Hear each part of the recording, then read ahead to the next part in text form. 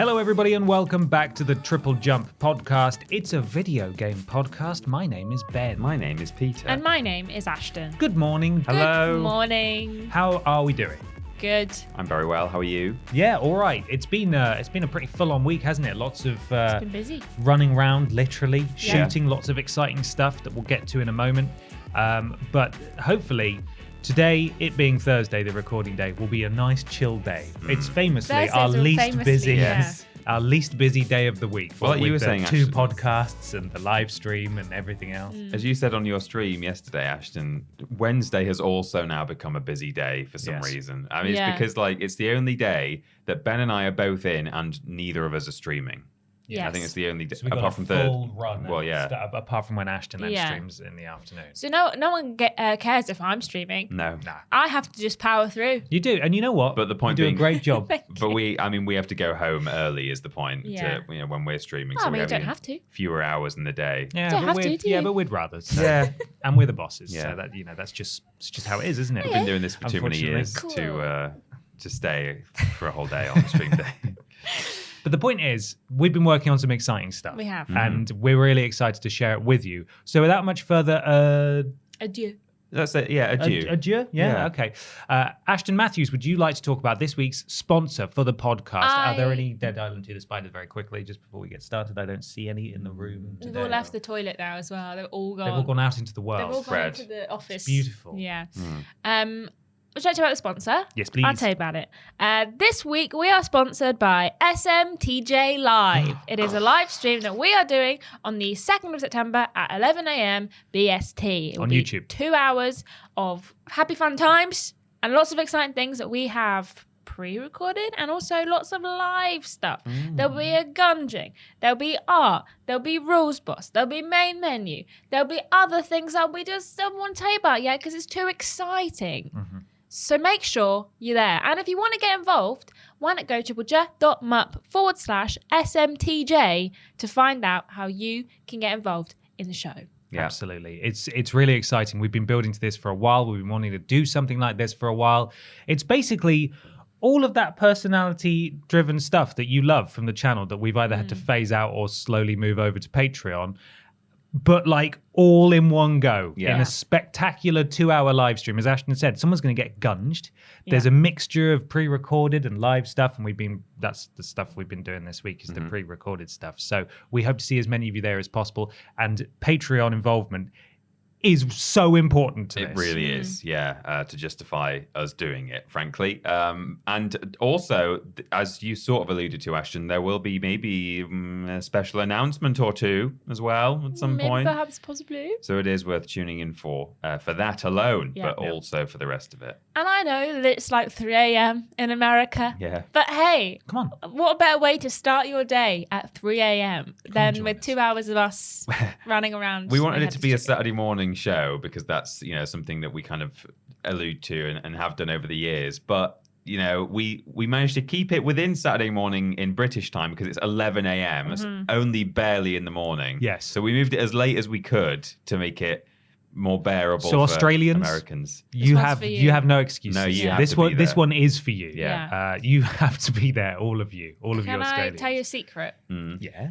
I What? I didn't know what SMTV was. Right. No, you didn't. That doesn't surprise And me. you guys kept talking about it and you were like, oh, I'll change the logo. And then you were like, this look good. And I was like, yeah, it looks great. It looks, so good. What, and then I thinking it didn't. looks 90s as I was, Whoa! Peter! Wee, Oh my wee. God. He's gone right in. Apologies. He's gone right. All right, let Wow. me make a Did note a of that. swear Hang on. word. Yeah. 4 minutes in, gee whiz. Jesus. Yeah, I didn't know what it was. So confused now. We're allowed to swear on certain things I now. know. It confuses me. And I've just been smiling and nodding along. I obviously know that Saturday morning TripleJump and Saturday morning television, but I didn't know what it was really. Yeah. So I've just been nodding along and agreeing with things this whole time. Well, now you know. Yeah. Someone pointed out in my live stream on Tuesday that you would have been 3 when it was on. Yeah. Right. Whereas Peter and I grew up with, if you're not familiar, if you're from a different country or you're young, or maybe really old. Very old. Yeah. SMTV Live was Saturday morning television, I assume. Live. It was on ITV or CITV. It was hosted by Anton Deck and Kat Deely, and they had it was a mixture of cartoons and television shows, and also some like live kid audience in a big live studio. Stupid stuff like they had Wonky Donkey, which was I can barely remember. Did it involve a seesaw or something? No, I think it was misremembering. It was they would have like a sort of a Beanie Baby each week that was sort of customized. They'd sort of edited it, right? And you had to phone in and guess what it was supposed to be called, and it had to rhyme. So they had a donkey with like 3 legs, and that was Wonky Donkey. Wonky Donkey. And then each week they would have a different one, and it would be like, hey, and it would be like a Flippy Dippy. Yeah, but it would be guessable. Okay, all right. So it's got to be Hoppy Boppy. A funny bunny, maybe. So Okay. they'd have like a little rabbit, and it would be like holding a microphone doing stand-up or something. And Gotcha. you had to go, is it Honey Bunny? No, it's not Honey Bunny. Is it a Hilarious Bunny? It has to rhyme, man. Has to rhyme. Yeah. That's what Deck would do. See, I barely remember the actual show itself because I was just there for Pokemon and Digimon, which was where those were shown in the UK on terrestrial TV. And I do remember Anton Deck wearing like horrible knitted jumpers with like a Pikachu face on it, and they'd rub their tummies and go, Pikachu, Pikachu, like that. Anyway, we're not doing any of that. That's why we're naming the show similarly, because, you know, Saturday morning Triple Jump Live, it lends itself to it. It's going to be a smorgasbord of really weird, strange things that we've pre-recorded and that's live, and there are ways that you can get involved in the show before it actually happens, like voting for who gets gunged, etc. But it's all done through the Patreon. So if you go to that website, Ashton Matthews, TripleJump.map/SMTJ, then you can go check out the tiered rewards. Please do check them out, because if it does well, we might do another one of these, and we hope you'll really enjoy it. It's a love letter to you, our wonderful community. So we hope you're there on Saturday the 2nd at 11 a.m. Yeah. And we are not going to stop talking about it until it happens. No. So be prepared to have this date and time drilled into your skulls in every video. Hey, what if we sort of almost accidentally have enough of an uptick in patrons that we hit the 2,000 milestone or 1,000 milestone, whatever it was, and then we have to put on Billy We have Fest to put on Billy immediately Fest afterwards? Yeah. That would be amazing. I would love the that. dream. Yeah. So yes, triplejU.mp/SMTJ. That's Sierra, Mike, Tango, Juliet. Juliet. Wow. There we go. Very cool. I was going to say Django. Django. Tango Django. That's from Wonky Donkey, isn't it? So there we are. That's our sponsor. It's actually real. A bit of housekeeping before we get to the podcast. TripleJU.mp is where you can find all of our stuff. That's the YouTube, the Twitch, the Discord. You want a cameo from us. Our shop is triplejumpshop.com. New merch coming soon. And once again, the Patreon, patreon.com/Team Triple Jump. I don't think we actually name dropped or the link for that, but patreon.com/Team Triple Jump. There's a few things coming out on the channel this week, or there's some things coming up. Isn't that right, guys? There is. We've got Gamescom opening night live. That's on the 22nd of August. I believe it's 7 p.m. BST. Tuesday. Yeah. Tuesday. So we will, of course, be watching along at the, the fantastic high quality announcements and releases. Really lovable and endearing men on stage. Maybe one woman. There is going to be an woman Is that there? has Is there already been confirmed announced. there's a woman? I'm pretty sure that Jeff Outstanding. put a post up being like, here's the people we talk to, and I almost retweeted it being like, a woman! But I didn't, because I didn't want people to get angry at me. So you can catch us It's watching okay, that. we'll get angry at you if you No, like. no, it's okay. I We'll, don't want that. we'll just be furious. I actively don't want that. Thanks. We'll be live reacting on the channel, probably on YouTube, right? Yeah. That's Yeah. normally where we Be would do on it. So, check that out. Yeah, it's a Worst Games Ever week. Yeah. Oh, it is, yes. It's out for patrons right now. See, this is why you need to sign up to our Patreon, because you could have watched it already before this came out on Friday. Out for everybody else tomorrow on Sunday, and it's Irony Man. Iron Man. It's Iron Man. Iron It is, Man. yeah. It's the actual Marvel Iron Man starring maybe Robert Downey Jr. Who knows? You'll just have to watch and find out. Also, we sort of surprise dropped Lord of the Rings ranked last we did. week Oh, we because did, yeah. because it was suddenly ready and we weren't expecting it to be ready, so we didn't talk about it on the podcast. So every single The Lord of the Rings video game ranked from worst to best is available on the channel. It's just The Lord of the Rings though, so we're not including The Hobbit and various other titles. There's like Gollum in there. Gollum is not, because it's not set during the events of The Lord of the Rings. It's set between The Hobbit and The Lord of the Rings, unfortunately. But it's a great list. It's an hour long, loads of Lord of the Rings stuff, and we know there's loads of ringers in the audience. That's what it's That's what they're called. called. Are they? Apparently, that's what it's- Ringers. I'd not heard of that. Lord of the Rings fans are called ringers. Dead ringers. So go and check out that if you're a ringer, which I'm sure you are. In hindsight, I think we should have also just included The Hobbit and Gollum and stuff. But Yeah, well, it was the ship had sailed. Yeah. It's too late now. But mind. anyway, maybe we can do a follow-up where we do everything. Yeah. There'll be a few more, for sure.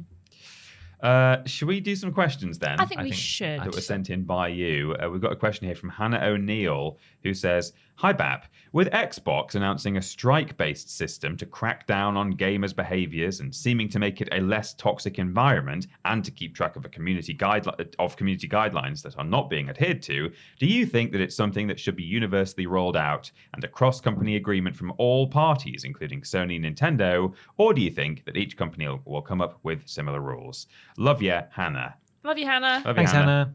I've got a bit of a write-up here from Kotaku, written by Alyssa Mercante, who says, Blimey. "Yeah, I know." Say it in English now.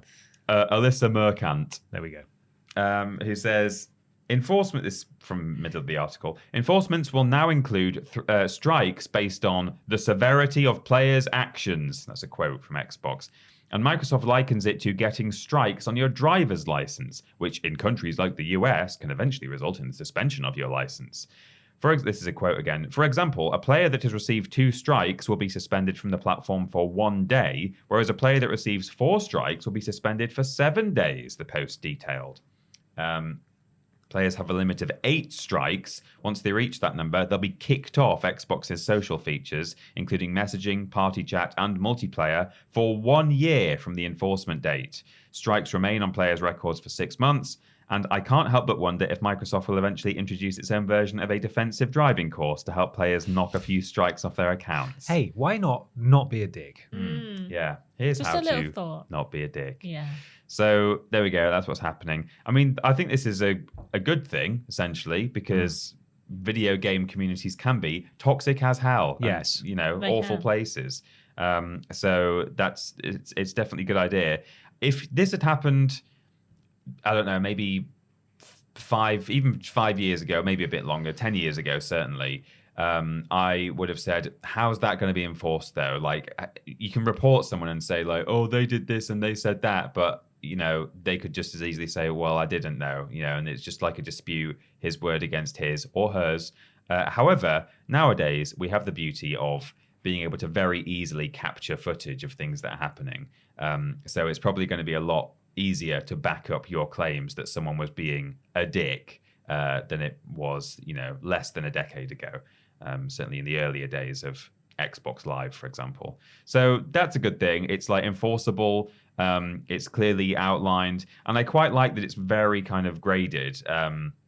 You get a strike, you're banned for like a day or whatever, or you get a few strikes and you're banned for a week. I think that's better than if you get 3 strikes, you're off the thing entirely. You don't get to keep any of the stuff that you've spent years purchasing. And so on. Which, I mean, obviously, don't be a dick, and then that won't happen to you. But equally, I think you're more likely to get a change in people's behavior if they get a taste for what it was like to not be able to play games for 3 days or 5 days or whatever. And then they might think, oh man, if I was banned for like 3 months, that would be really rough. Maybe I should stop being a horrible person. A dick. So I think that's a really good way to do it, actually, is to like really break it up into 8 levels, seemingly. I think it should hopefully work out well. Do I think that other companies will do the same? I don't think. They shouldn't. No. It's Microsoft's Stop idea. it. Obviously, I don't think that it will be universally rolled out as a cross-company agreement, because I think very few cross-company agreements happen at all, really. Some relationships seem better than others. Microsoft and Nintendo maybe are more pally-pally than anyone else is with anyone else. But there's no reason that Sony and Nintendo can't do their own thing. I don't think even necessarily they will do their own thing in response to this, but I'm sure just in due course, all of these companies are probably reviewing their policies at various intervals throughout the year, and maybe they'll decide to change their own system at some point. But I don't think this is necessarily likely to affect Sony and Nintendo or inspire them to change their own. But it would be good if it did. Yeah, 100%. There's no bad side to having this level of kind of involvement in the toxic culture from the big companies. It's a good thing, and it's glad to hear that they're doing stuff. From the diagrams on their blog post that Xbox put out, it's quite an interesting blog post, and some of the diagrams that they've put out are quite funny. But it's like, if you've got a bad gamer tag, that's 1 day, and if it's increasingly worse, it's extra days. If it's sexual harassment, it's an extra 2 strikes. If it's hate speech, it's an extra 4 strikes. So it's good. I'm glad that they're doing this, and I think it's going to be really good as a start to try and harbor the toxic gamers that are out there. But I do think that it's going to be a bit more difficult to catch people who say things over voice chat more than it is potentially things over just direct messaging and stuff. All of the examples that they gave on their end were things like gamer tag or gamer's picture or messages that have been sent to someone, rather than any kind of tangible of if you report them for being aggressive over voice chat. I'm sure they might be able to, like I said, there's more video recording that we can do. You can save every 30 minutes, so it's not like you can not get it. But I do think that hopefully there'll be more of a reach out onto voice chat as well, because that does tend to be where people are their most vocal about their opinions, and most of those opinions are wrong. But I would like to see it roll out to other companies. I think that it is a good thing, and I think it would be great to, like you say, give people a very much obvious punishment of their bad behavior. From the looks of things, once they are banned for a day, they are given a pop-up, and the pop-up links them to the terms of service, and read this. Yeah, basically. Do it. From what they've said on their blog post, they're once people are banned once, they tend not to re-offend because they learn. They've been rehabilitated by reading our TOS. All of it covered Please to cover. Record yourself. If you don't read the TOS, you're not allowed You'll back be in. unbanned. Yeah, you have to do a quiz at the end to know if you've read the whole thing. How many clauses are in the terms of service? Yes. But yeah, I think it's a good thing, and if it helps, I would encourage other places to use it as well. Like I say, I think it's easier on console than it is on PC, so there will still be I think it'll be difficult on PC to do this, because that's kind of down to the individual game at that point. It's not like a thing like Xbox. But PC games still do it, and they do it with cheating. So why can't they do it with this as well? And hopefully, and also, you can't kind of false report and then not get, nothing bad happens. But actually, I think you can, if your reports are inaccurate, there's no cap on how many you can submit if they deem it as not report worthy. But you can appeal your reports and have the points taken away off of your gaming license if you want to. I would be curious about, because obviously they want evidence now for people committing these offences. So will there be a punishment for someone who's just griefing, just spamming stuff all the time, spamming reports on people? Because it may well just be that it's set up so that it's harder for these people to grief, so they won't bother, which is great. My concern is that now that because every platform has a policy for this stuff. It's not like Xbox is announcing the first one of its kind. It's just that they are perhaps making the process a bit more transparent so everybody knows where they stand, which is a good thing. So I don't necessarily think that other platform holders are going to adopt a similar model, because I think their existing models probably work just fine, but I know that there is a great deal of frustration, especially by those who get banned for seemingly no good reason, or if there is a reason, they can't talk to a person to appeal or work through the process. So that should probably be updated, if indeed this process works properly. But anyway, my concern is that because they're now doing this, are they going to hire hundreds of people to look through all these reports, or is it going to be handled by bots and AI? Because as we, working on YouTube, have experienced time and time again, bots are terrible and they do not understand nuance at all. They do not get it. We've had so many videos that suddenly just get marked as unsuitable for all advertisers, which is basically a death sentence for a video. So we have to take it down and re-upload it and hope it gets through this time. And then if you appeal it, it apparently gets reviewed by a person who will just immediately confirm that the bot is correct, regardless of the context. You can't give any context. It's super frustrating. So it could well be that they end up making a flip ton more headaches for themselves by allowing, by streamlining this process even, because who's going to be checking all this stuff? Yeah. Who's going to be sitting there listening to all these recordings or watching all these videos? I don't think it's going to be a person unless it gets appealed. But then you're still going to have a person who's got to sit there and work through all of these appeals. So, because of course people are going to appeal. No one is going to be a dick on the internet, get caught, and then just be fine with being caught. Everyone's going to appeal. So who's gonna pick up the bag? Who's gonna be sorting that out? It doesn't mean they shouldn't do it. To be clear, I think it's really good to have this transparency so everybody knows where they stand on these issues. But I don't know in practice how well it's going to work, if they're going to automate parts of it anyway.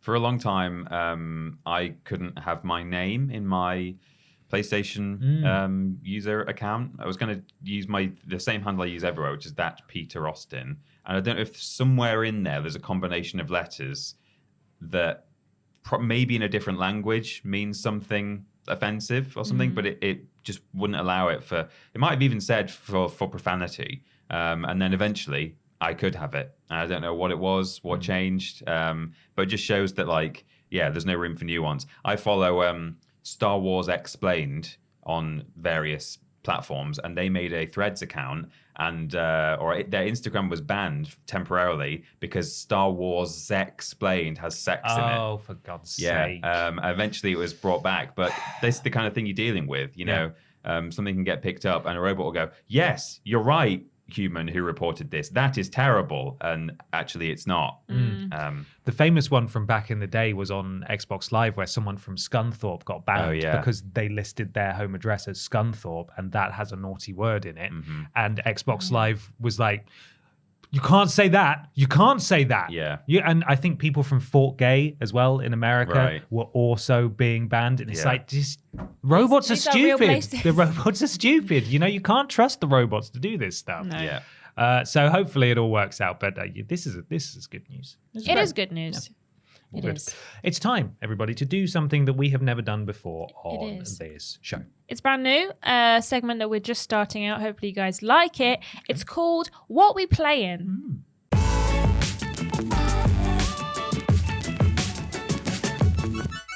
It's What We Playin' time. Time to talk about the games, what we have been playing. Peter Austin, what have you been playing? Played a couple of things this week. I have rolled credits on Crash Bandicoot 4.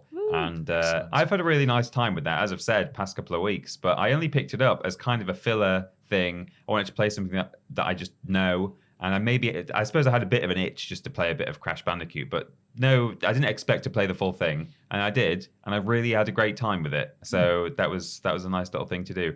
Also, I'm waiting on payday to buy a new game that I want to play. Like I kind of thought after I finished Crash, actually, I was like, so I'll play a game now that I've got a list of games that I want to play. And I went on my library and I realized, actually, I've been good and I've not bought a game and not played it. So all the games that I have wanted to play, I've bought and then played. And all the ones that are very much on my list, I haven't yet purchased, which surprised me. I thought there'd be a whole bunch of stuff on there that I've, you buy stuff and then you don't have time to play it. So I am waiting for payday. Mr. No backlog over here. Yeah, exactly. Well, Mr. No paid for backlog. You think you're better than us, Mr. Massive backlog, but just not spent any money on it. But I have also been playing Death Bulge Battle of the Bands, which I won't talk too much about because I've got kind of a, well, I wouldn't say a vested interest, but it was developed by a group of my friends. But it was also like one of the best new releases on Steam that week and stuff. Amazing. So it's not like, you know, I'm talking up some tiny little indie game that like is of no significance. But yeah, it did really well.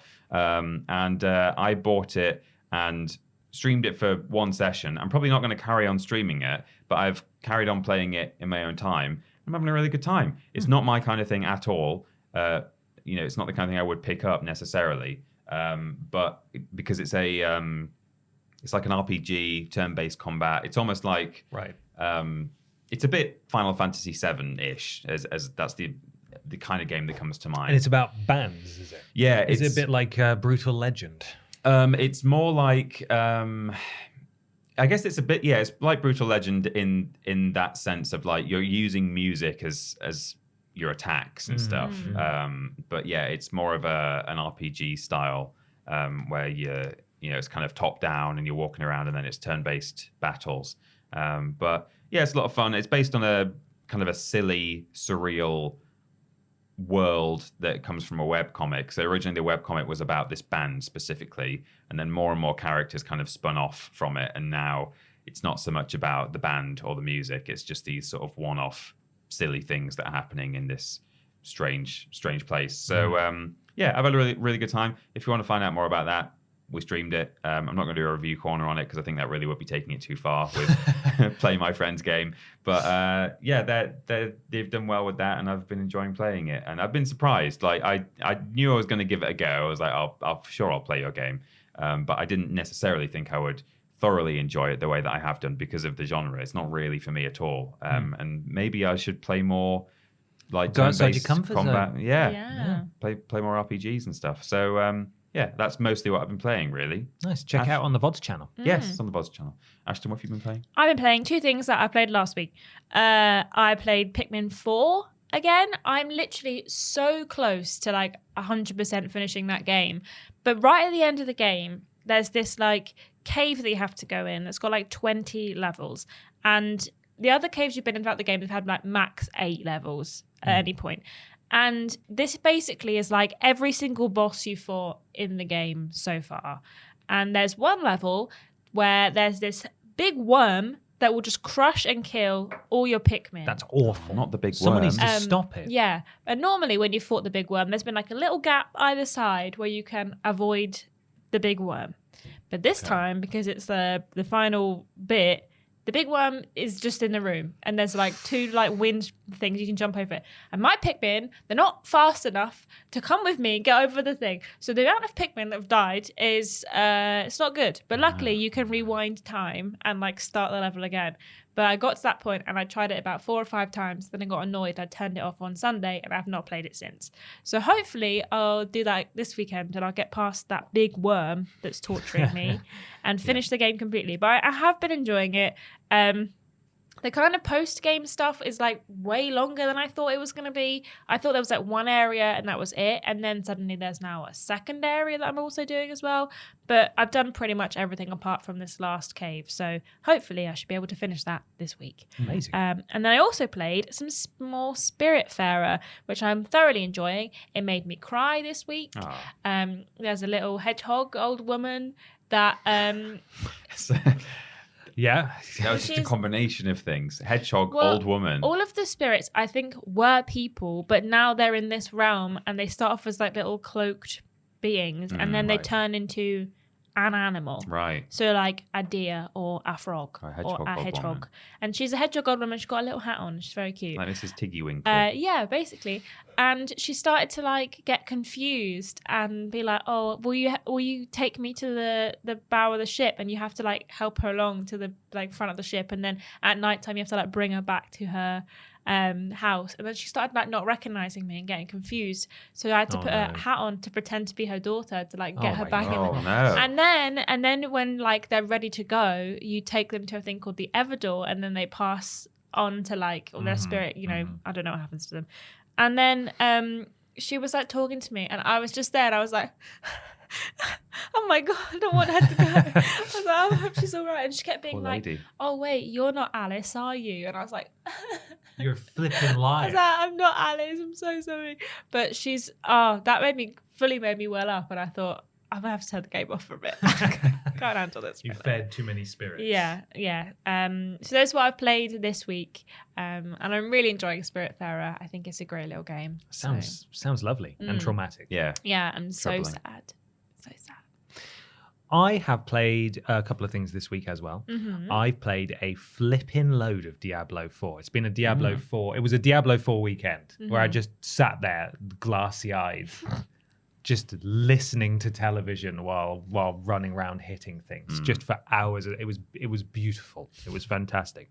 So I played loads of that. I'm now level 54 maybe. I've explored all of the map now. It's because there's like a fog of war on it. So I've like cleared all that, and I've just been picking up every single side quest I've seen as I've been making my way around. And there's a lot.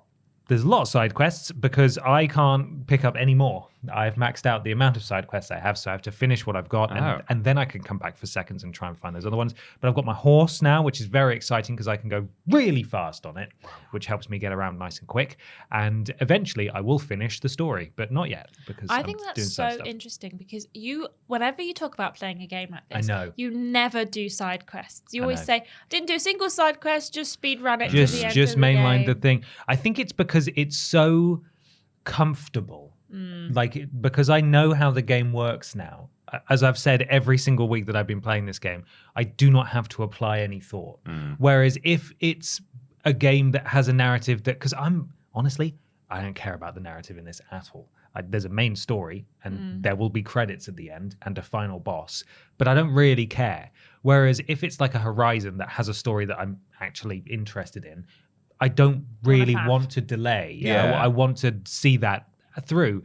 And I also complain about game worlds being too big. This game world is flipping massive, but there's a part of me, because I am now so ingrained in the experience and it's like second nature to me and I have to put in zero thought when I'm playing it, it's like, cool, I can just sit here and zone out and relax, and that kind of does it for me. I'm enjoying it. But the rate that we have to play, very privileged to do what we do, but the rate that we have to start new games and try new things, I don't really feel like I can hang around in a lot of big... So when it's like, here's the new Assassin's Creed, it's 100 hours long. I'm like, oh my God, really? Yeah. I'm not going to have time. I'm not going to have time to finish this game. Whereas fortunately, we're in a period where there's not a lot coming out until Starfield.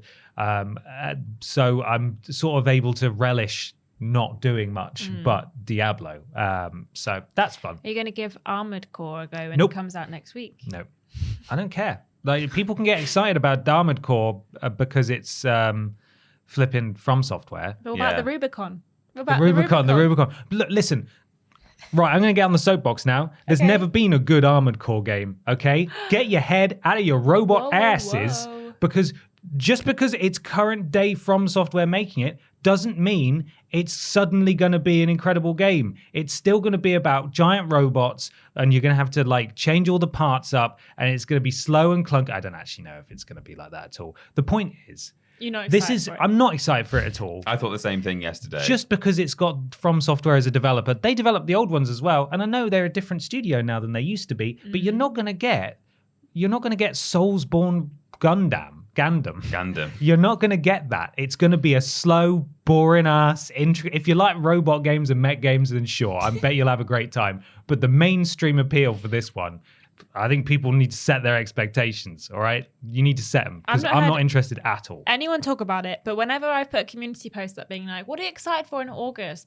They're like, obviously Armored Core. You guys are And I'm crazy. like, You're crazy. You don't know what you're talking about. Someone in the office yesterday just said something about Armored Core. Isn't that it's by FromSoft, isn't it? And I thought like, oh yeah, it is. And I thought like, that's irrelevant though. It's completely irrelevant. Doesn't mean It's anything. like Naughty Dog brings you Knack. Yeah, okay, It's not cool. gonna be as bad Still as gonna be that, no- but, Listen, I would don't love begrudge. that. I don't Yeah. begrudge anyone in their giant robot games, but these games were niche for a long time for a reason, and I think that it's getting a lot of extra attention because From Software is such a phenomenal developer, and I love From Software. Everyone knows I love From Software, but I don't care about mech games, and I don't think this is gonna wow people as much as I think some people are expecting it It'll to. be good if you're into that. Exactly, as you exactly. Say. If you're into mech games, enjoy your mech game. It'd probably be a really I hope good you have mech a game. bloody lovely time. But no, I'm not interested. And if you're interested because it's from software, maybe just set those expectations. careful. Dial them in a bit. So no, I'm not looking forward to that. Okay, thanks. So I'm going to play more Diablo next week, Cool, probably. I played a little bit of WWE 2K23 because I had a couple of people over, and we did a ridiculous match where it was Kermit the Frog, Elmo, SpongeBob SquarePants, and I think Eddie Guerrero, real wrestler Eddie Guerrero, facing each other in various ridiculous forms of combat. And Did you that make was them or download just them? downloaded them, but that was really fun. It's such a stupid game, and the people I was playing with had never really played wrestling games before, so they were just mashing buttons and having a great time. So I think that says a lot for WWE 2K23. The main thing I want to talk about, though, is I watched all of the Twisted Metal television show. Oh, did you? I watched it all. I keep forgetting that's out. Yeah. Do you want to know? You want to know something? Yeah. Is it good? I really enjoed it. Oh, Really? wow. I Okay. really enjoyed it. Gosh. It is, as you might have been able to tell from the horrible teaser we got at whatever it was, Summer's Games Fests. Yeah. It's very self-aware, and it's intentionally over the top and hokey, and it's a bit naff. I don't care about Twisted Metal, but I enjoyed the TV show. It's got some surprisingly famous people in it. Obviously, Anthony Mackie's in it. Samoa Joe's in it as well. I think Sweet Tooth is great. I think, honestly, because it's set in post-apocalyptic America, it kind of gave me the impression that that's sort of what I would want from a Borderlands TV show. Yeah. Because the humor is crude, the violence is like massively over the top. It's so gory and absurd.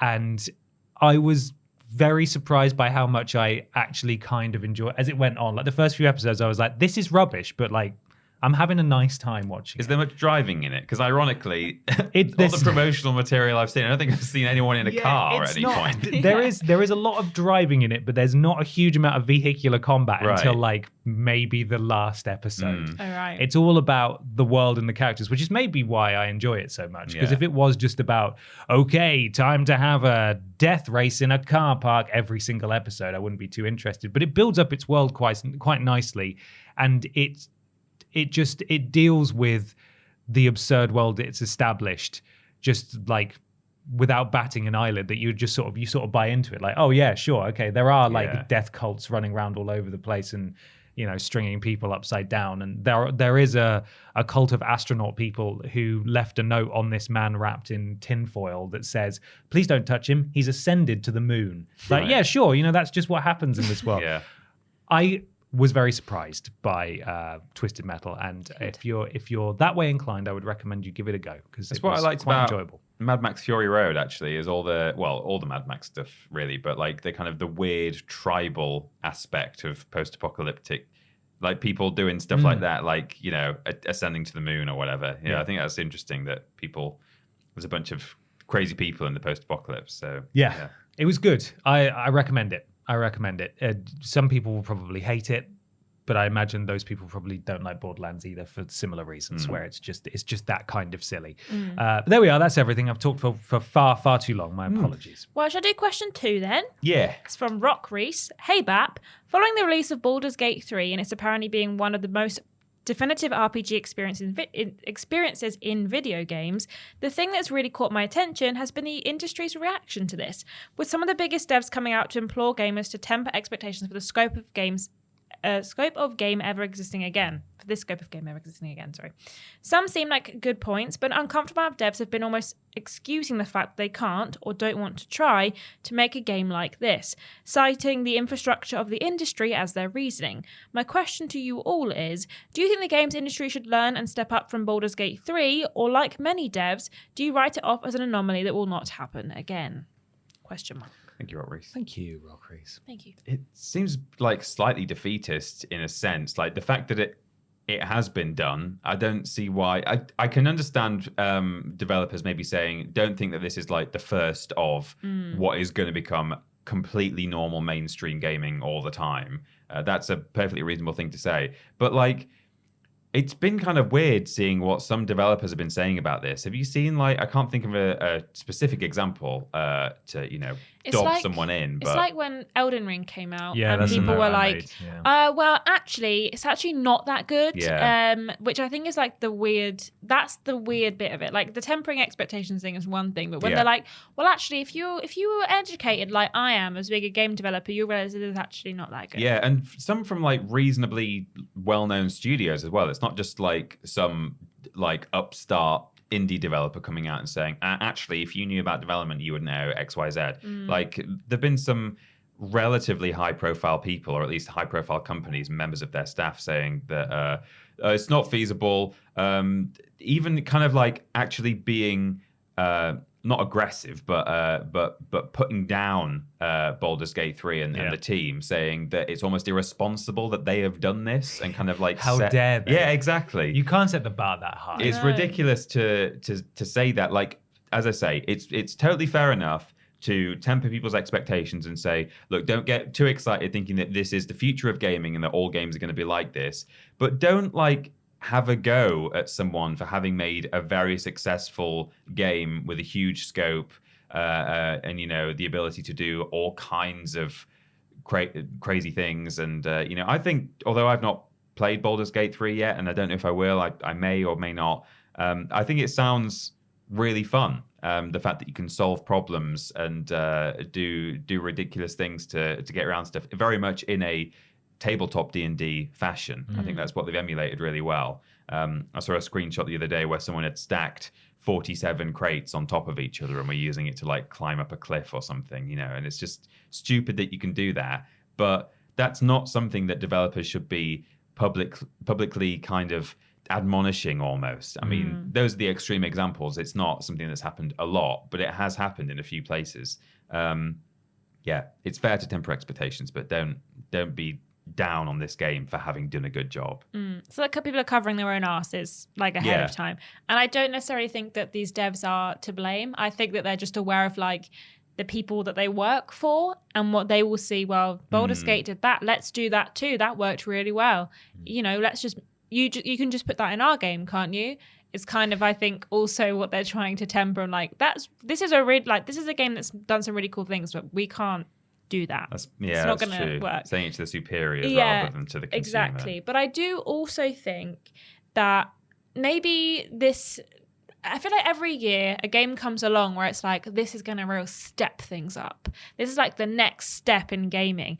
And then every other game comes out and we enjoy it. And then next year another one will come out. This is the next step. I wish all games should be like this. But the thing is, not all games are going to be like this. And as much as it would be great if other RPG developers learn and develop things like Baldur's Gate, we kind of don't want that. Everyone's got to do their own thing. And as much as people have enjoyed Baldur's Gate 3, and I'm very jealous of everyone who's played it so far, I've not given it a go yet, I do think that maybe it's not a bad thing that these devs have said, you know, that's really good, but we can't, or we don't really want to do that because that's not really our thing. And if you like a game like that, go play Baldur's Gate 3. You know, not every RPG can be like that, can or will be like that. So as much as it would be nice that there's a step up from everyone else in the games industry that meets to what happened with Baldur's Gate 3, I think it's a bit of an anomaly in terms of the success that it's had and how much people have enjoyed it and how much freedom it gives to players. So I think that as much as it would be great if they do step up, I think this is a kind of once in a while situation that we're experiencing again with Baldur's Gate 3. It happened with Tears of the Kingdom, it happened with Elden Ring. These things will keep happening and they will shape the industry in the future, but we're not going to see anything like Baldur's Gate 3 or, I mean, Elden Ring or Tears of the Kingdom for a good while, because obviously things like this will take ages to develop. Larian Studios did a fantastic job of Baldur's Gate 3 and it's gone down really well and it's really great. We'll see if the console version lives up to the PC version, which I think is maybe going to be a bit telling in terms of how other devs might react to that, and how the gaming industry will react to that. Because if it works really well on PC but it doesn't run on console, that's then when we have the like, we had to temper our expectations This a is bit. why we can't keep doing this. Exactly. In future games. Exactly. So I think it's great this happened, and hopefully people will learn from it and develop this like freedom level that Baldur's Gate 3 has given players. But also, I think that it is fair enough for the devs to say that we cannot do that. We cannot do that. But I also think it's bad to just slag off a game just because people are saying it's really good.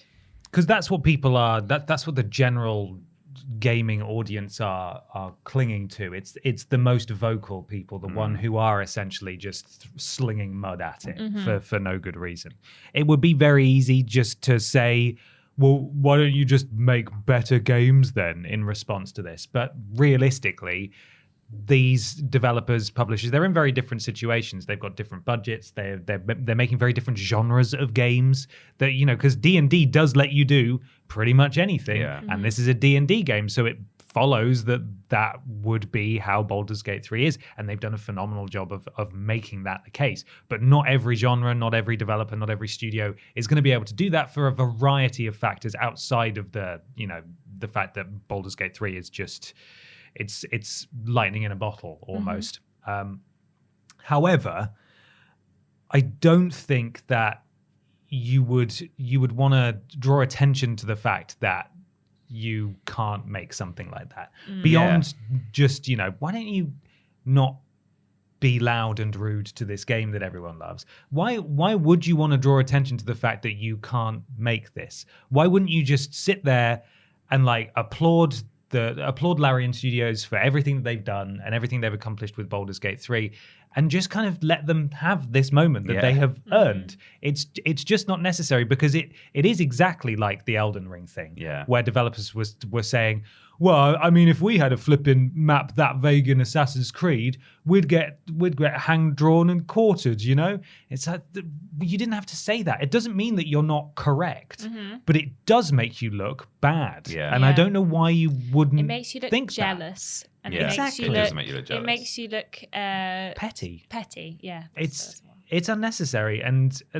I do feel for them, because they are different situations. Larian Studios developed and published this game themselves. They had an extensive period of early access. I don't know what their funding situation was like. But also, I don't want to take anything away from Baldur's Gate, because it deserves all the accolades it's getting, and it deserves the attention it's getting. I just think the developers that have spoken out really didn't need to. And some of them, there's a variety of people who have spoken out for different reasons. And some, as you guys have said, it's just... Listen, guys, we can't make a game like this. It's just not possible. Imagine if you just stacked loads of crates in the next Call of Duty and hopped over the fence and sprinted off north. We can't do that. We'd get told off if that That's just not how it works. You just can't do that. And then there are some who are like the Elden Ring folks who are like, this is, how dare you make a game so good that we couldn't possibly... You didn't need to say anything. Yeah. Are you not embarrassed? Because the worst part of the core gaming audience are going to grab hold of that and just say horrible things. And it just wasn't necessary. This game's amazing, and it should be praised for being amazing. That's it. Yeah. So I wonder, maybe the next game with such levels of freedom will be this thing that Peter Molyneux is sort of starting to say things about. Have you heard that he's doing? No, I haven't. Peter Molyneux up to? He's always up to something. He's got something in the works. I think that's all that's been said, and it sounds like the kind of thing he would do. He will release that game where you can drop an acorn and an oak tree will grow in the road over the next several years. In current day game development, that would probably be the only thing that game would be capable of doing, because that's such an involved part of the engine that you couldn't bugger off and do other stuff. You just have to watch this tree grow, and that'd be it. That's Peter Molyneux's game. Tree grower. Tree grower. Yeah. Curiosity. Amazing. What's inside the tree? I'm interested to see if Starfield will be compared fairly or unfairly to the RPG elements of Baldur's Gate 3. Obviously, we don't know what Starfield's going to come out like. I'm sure we're going to hear more about it this week, because we always hear about Starfield all the time. Review code, I believe, is going out today. Oh, is it? To certain outlets. Interesting. Yes. So hopefully we'll start to hear a bit more about it very soon. But I'm interested to see how... because they always be like, oh, you can do whatever you want in Starfield. They're like, oh, it's brilliant. And now I'm been saying that since Morrowind. Yeah. Exactly. Yeah. So it'd be interesting to see how The level of freedom people in will compare Todd's it. RPGs has always been impressive. Yeah. But they have got to be really cross. Yeah. Like not maybe not externally, but Yeah. this is what we're talking about. You can still be cross, but maybe you don't just say it for everyone to hear. Yeah. They've got to be pretty furious internally that Baldur's Gate 3 has come out and just blown people's minds Yeah. with its freedom. Yeah. Mad. Anyway, we'll keep an eye on that and we'll be talking about Starfield very soon, I'm sure. Not long to go at all. It's time for something a little bit strange, Peter Austin. It is Ben Potter. It is. Ashton Matthews. It's time for weird news. Donkey.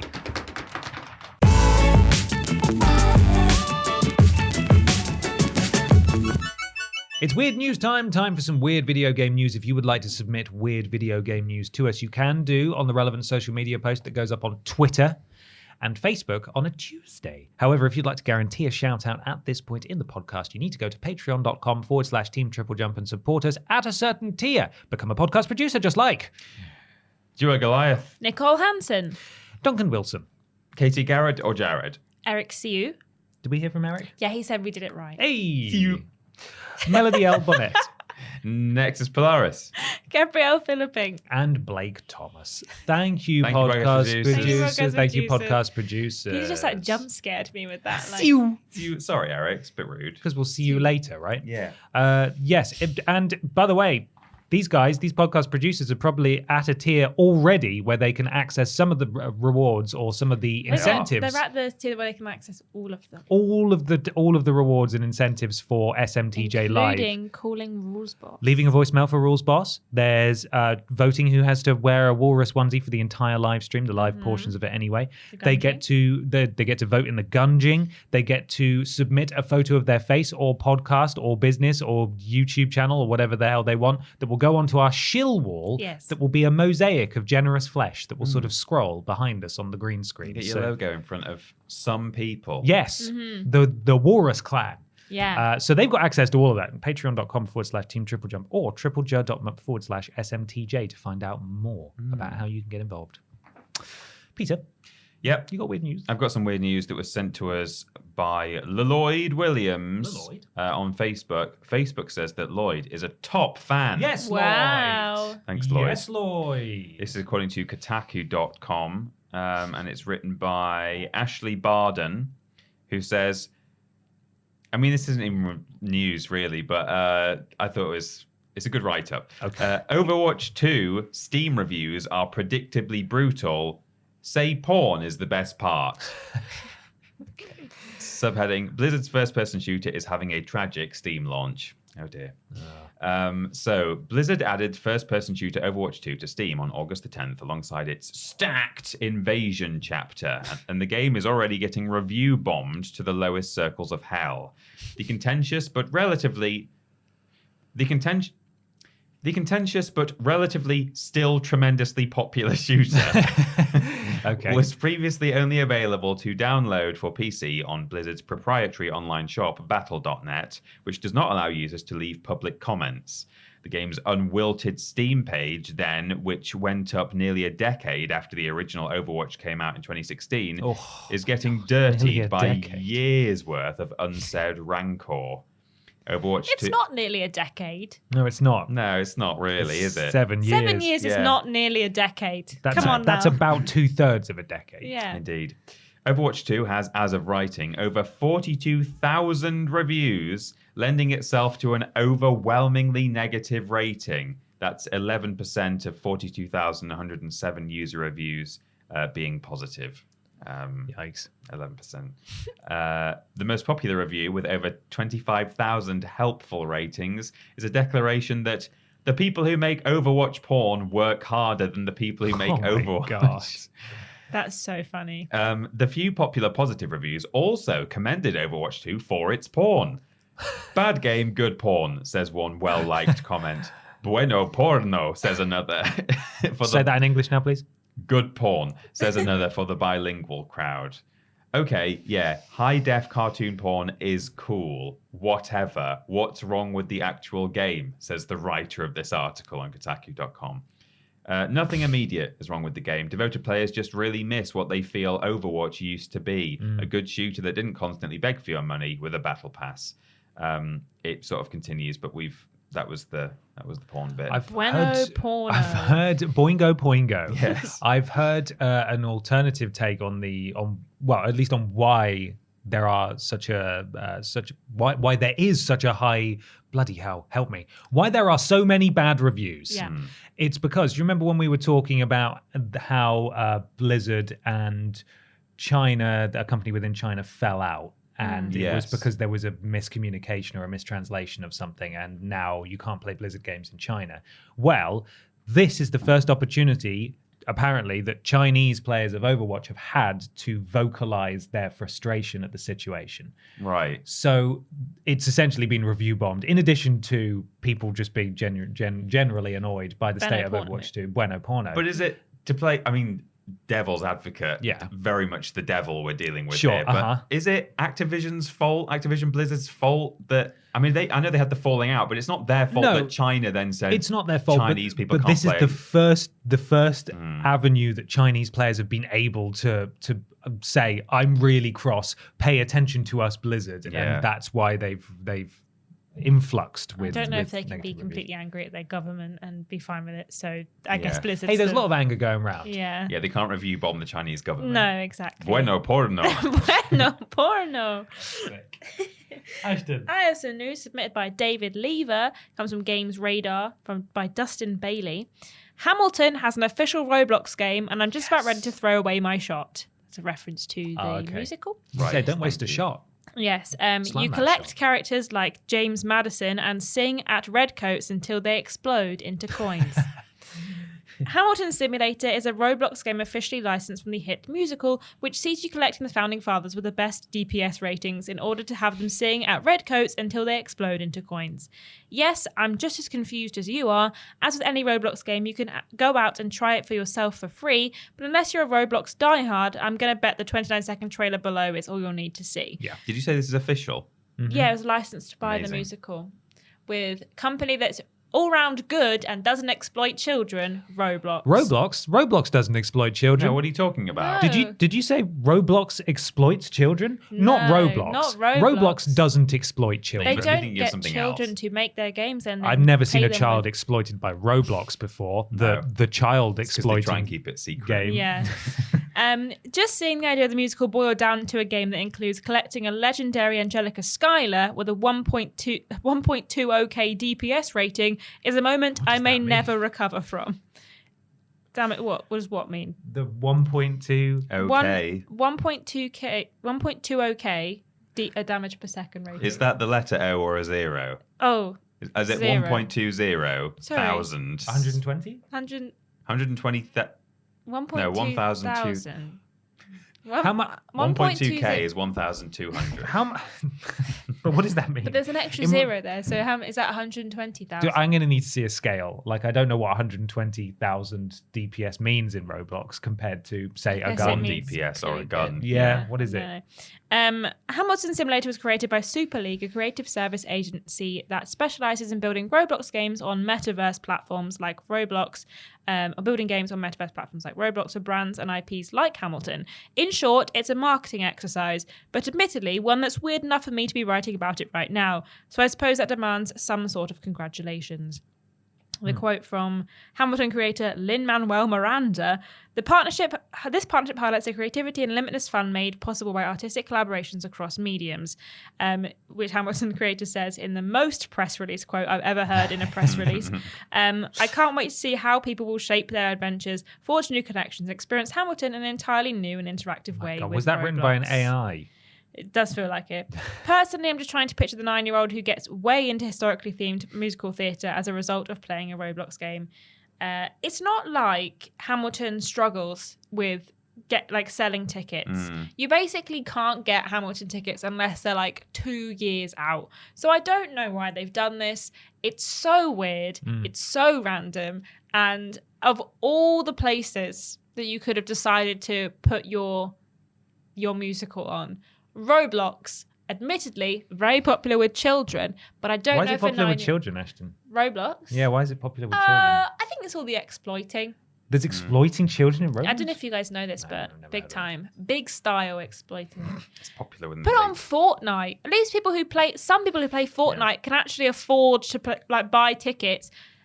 The kids on Roblox, they've just got loads and loads of Robux they can't spend. They're being exploited. They haven't got any money. Yeah. They're going to their mum and dad They saying, literally are being exploited. hey, I've just been exploited. Now can we go see Hamilton? I'm just, Mum, can I log on for a quick being exploited, please? Yeah. Okay, but only half an hour of being exploited, Yeah. please. No more after that. My favorite part of the trailer for that is where it shows the different characters you can get, and they're like, these are all significant historical figures, and it's like Common is under one of them. Like this guy's only rated James Common. Madison, Common. It's great. Like he's not a rare one. No. you can get James Madison's anywhere. It's fine. I just can't get over the fact that the Roblox character model is actually the Roblox character model. It's been like that for years.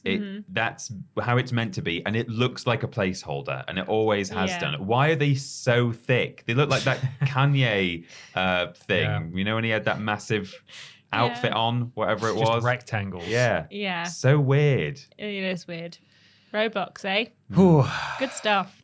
My weird news comes. My weird. Didn't they change that? Did they still oof They in? stole it, didn't they? Did they? Yeah, I'm pretty sure that the oof sound came from a YouTube video from like 10 years ago man. that they stole, and the guy who said like that's me making the oof, but it was like That's my oof. that's my oof. Can't do it. I'm almost certain they stole it. Ah. It's a great noise. I'm gonna Google that just to make Yeah, sure please that, do. but I'm pretty sure that they Did Roblox steal oof? Yeah. My weird news comes from Steven Skodes at sskodes8 on Twitter. And we've all seen this one, but we need to document it here. It's from Nintendo Life Random. The Pokemon Center's official Wiglet plush looks a lot more NSFW than weird imagined. Yeah. Oh my. This is from Jim Norman. I've not seen this. What is it? Okay, so that's Wiglet. Right, yeah. Can't wait to see the plush. I think you can imagine Of what the that plush thing. looks like.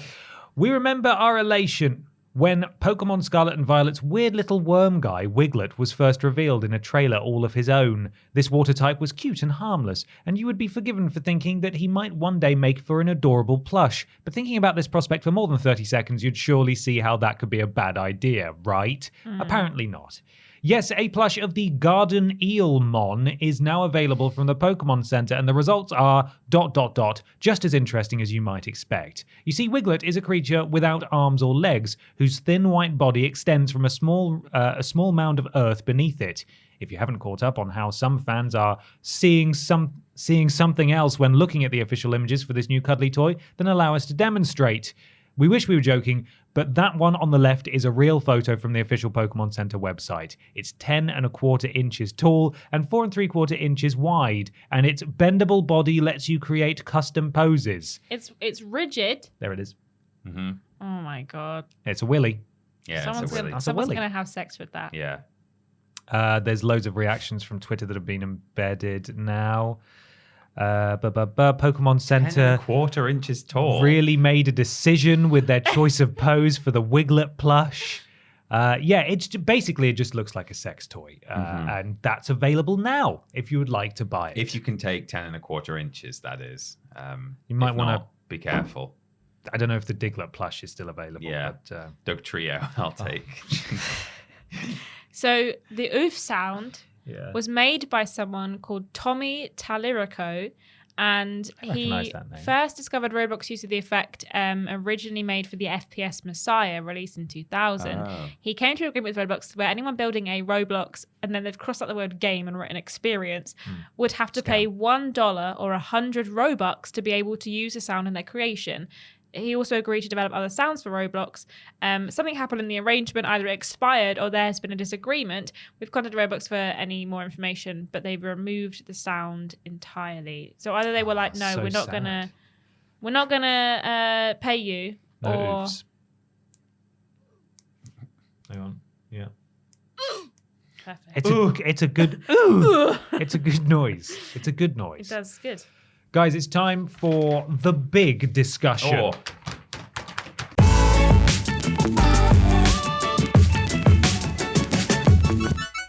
Big discussion time. Time for the big video game discussion that this week comes courtesy of Blake Thomas. BAP! Those folks at Nintendo are being strange again. This time they are attempting to patent game mechanics found in Tears of the Kingdom. When trying to patent something as simple as showing a map on your loading screen, isn't patenting game mechanics inherently bad for the gaming world?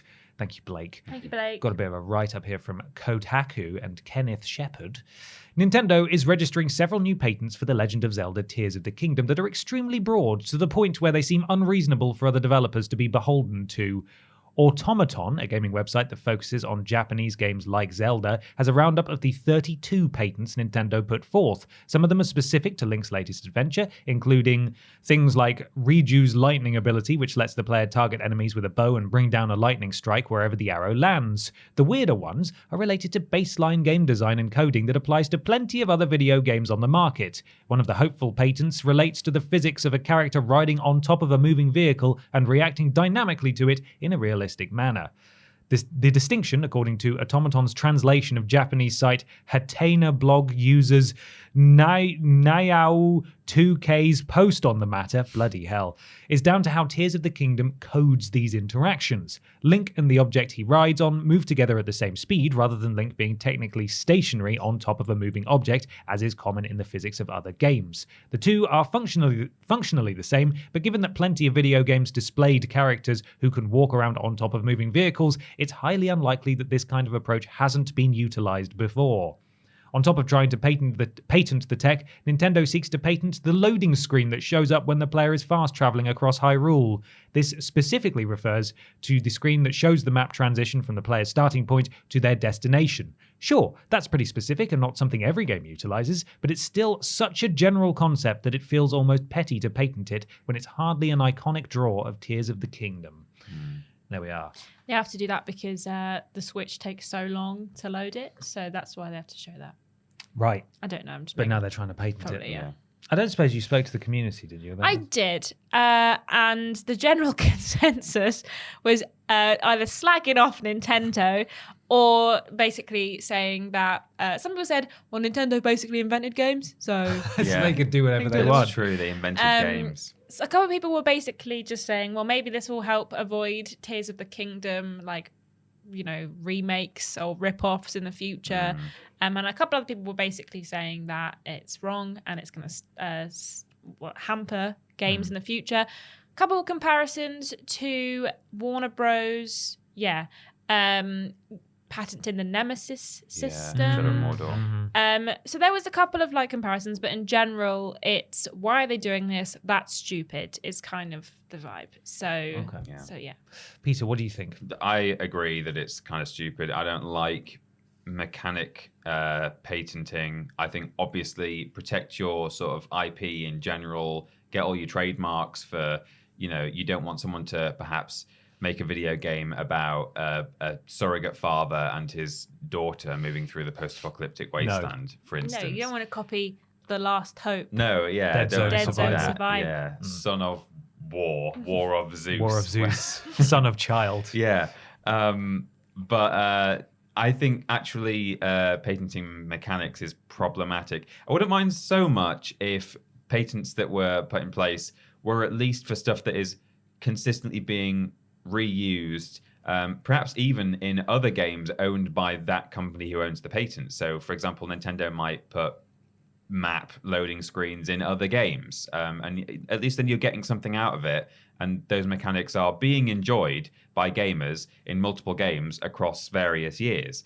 But an issue, I've got an example here. Remember the Eternal Darkness sanity meter? That was patented by Nintendo. There's a description here from Google Patents of exactly what they patented. A video game and gaming system incorporating a game's character sanity level that's affected by occurrences in the game, such as encountering a game creature or gruesome situation. As the character's sanity level decreases, gameplay is affected, such as by controlling game effects, audio effects, creating hallucinations, and the like. Game affects. Yeah. In this context, the same game can be played differently each time it is played. That has only just expired, I believe, like a year or so ago. I don't quite know how games like Amnesia got around that. I guess it's like having a sanity meter rather than just getting scared in game, or calling it something slightly different. Yeah, like a mental meter, or like maybe so. Like there are probably some ways around it. Sanity meter. And similarly, Bandai Namco they patented loading screen mini games until 2005 or 15. It was in that article I think that you just read. Yeah, it was quite a while they had it. Yeah, I used to love those. Those were great. But that's the thing. So that's the difference, is that Bandai Namco continued to do those for quite a long time. I remember that I think all of the Tekken games might have had a lot of the them, Ridge most Racer of them games did. had them as well. So at least, every time they brought a game out, or a lot of the time, you'll be able to enjoy your loading screen mini game. And it's like, okay, they patented this, but they're using it, and I get to enjoy it every time they release a game. But the sanity meter of Eternal Darkness, I don't think ever was used again by Nintendo for a game. And meanwhile, there are games like, the Arkham series might have enjoyed having an actual meter for sanity or something like that, or maybe not the Arkham series, but other horror games. So it's a shame when things get patented and then not used. You could even possibly say the same about Shadow of Mordor's Nemesis system. There were those 2 games, and then Warner Brothers haven't used that since, and it's such a good system, and I think a lot of people enjoyed it. It was one of the people's favorite things about that game or those games. So it would have been great for something like Gotham Knights, which is also from Warner Brothers. Exactly. So but never mind. That's where my main concern comes from. I think generally it's just it would be better if people didn't patent mechanics at all, because the more kind of the more mechanics that are available to the whole gaming sphere, the more we can all enjoy them and have interesting combinations and things like that. But at least if these things are going to be patented, I sure hope that Nintendo uses the flip out of them in all sorts of games and not just in Zelda. I also don't think that these things are specifically new in Tears of the Kingdom. Like, I know that some of it is literally the coding itself, but some of them are so vague and like general that when I look, I was like, well, I don't feel like you invented that. That doesn't seem like a new thing. Like, being able to stick things together. People have been doing that in Gary's mod for like 20 years. So that's not new. Can't be the first time that an arrow has done a lightning strike. Exactly. I don't think. I mean, maybe it's like, oh, well, it might be a lightning arrow, but it's not brought lightning down from the sky. Well, even then, I bet there's a game somewhere. Absolutely. And I do think that it's such a weird thing for them to do. And like you say, it's just going to hinder other people, because as much as it's great that you're like, well, you can't rip us off, it also stops people from taking any inspiration from your game if there's massive elements that they can't put in their game. Loading screens, there's always going to either be something on a loading screen. Imagine if someone patented that you can't put tips on your loading screen, or you can't have images or like anything on your loading screen. That's just ridiculous. That's like, what are they supposed to do? Just have a black screen? You want a black screen? Do you, Nintendo? That's what you want?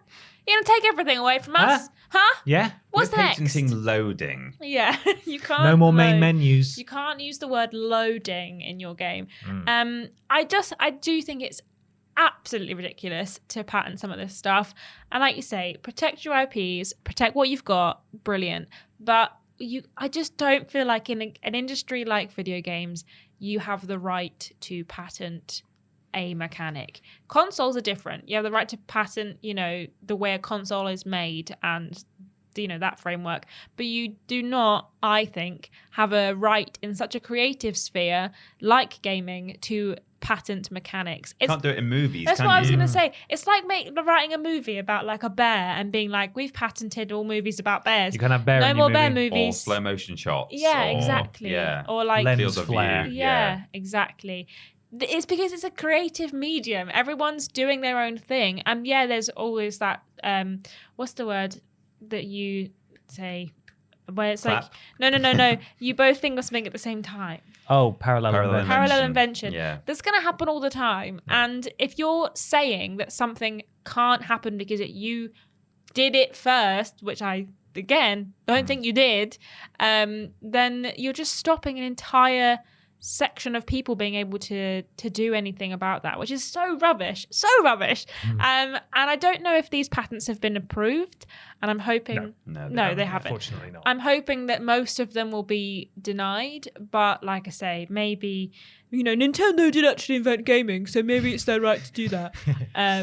We should say, I suspect you don't actually have to have done something first to necessarily patent it. I As don't long know. as Maybe you you patent do. it. I think you can, as long as you have a reasonable claim to it. Like Yeah. you've at least done it, then Yeah. None of us are law experts. We're not legal boys and girls here, so we don't know the true ins and outs. But yeah, as you said, Ashton, hopefully the patent office, whoever's receiving this stuff, will know enough about the subject matter to dismiss the more obnoxious ones. And if not, that there could be some sort of public petition or appeal to get some of those patents taken away. Because if there's one thing we know about Nintendo, they are fiercely protective of their IP and then presumably by extension love a copyright strike.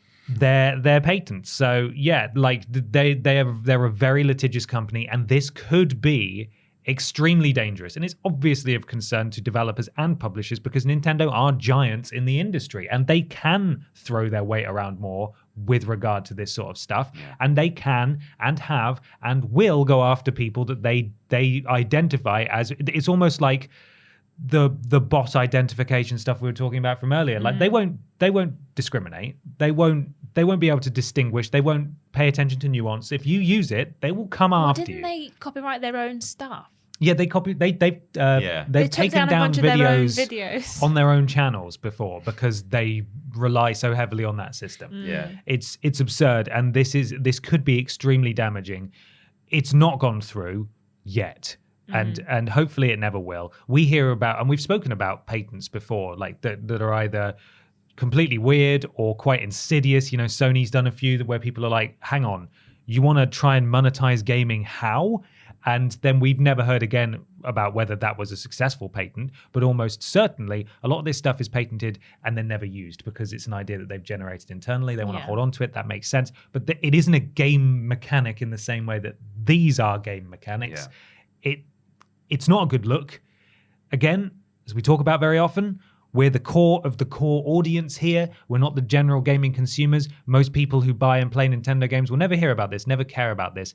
And so Nintendo might not actually give a flip that there's a bit of an uproar online about this. So the only way that this can actually not go through is if the relevant patent office dismisses them because it knows what they're doing, or if people can intervene, companies can intervene. I assume that other developers could intervene at some. If it does start going look like it's going to happen, I assume there is some right for other developers to be like, well, this is unreasonable. This is unreasonable. I assume the other players in the field will have more of a hold on the patent office than potentially the consumer would. Regrettably, it may even, again, not knowing much about the law, it may come down to the first person Nintendo goes after for this. If a precedent is set, if Nintendo wins, or if the defendant wins, then that could set the precedent. Either the patent's thrown out, or it's like, well, Nintendo took someone to court and won for using this loading screen stuff, so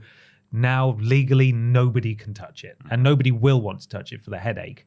And the threat of legal action alone will probably put people off. Patents can last for ages as well, and you can get extensions on them and stuff. It's not. Hopefully nothing will come of it.